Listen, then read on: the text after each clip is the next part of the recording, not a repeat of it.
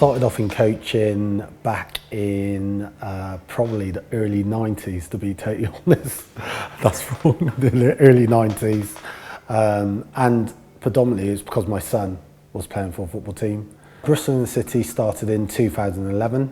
The reason for setting it up was my sons had gone on to play for the academies, one locally and one a little bit further afield.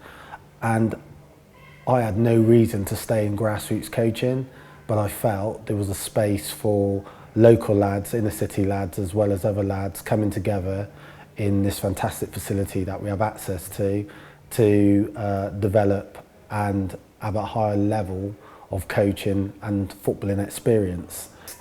So our programme gives them the opportunity to play at a development level and an academy level where we can get those games to bridge the gap between where they are and where they possibly could go. And it gives them more exposure to a bigger picture outside of Bristol as well.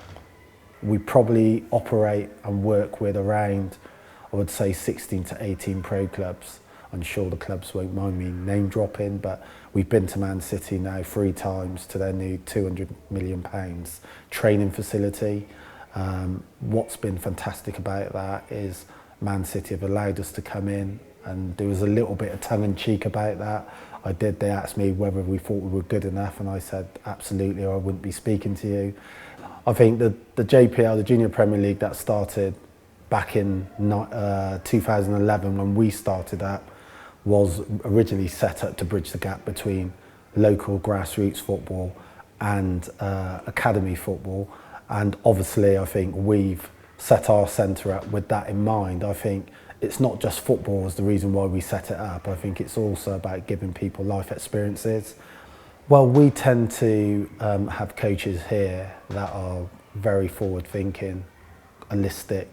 A lot of our programme, especially our approach, is player led. So we want the players to be intelligent footballers, and our coaches have brought into our philosophy and our way of doing things.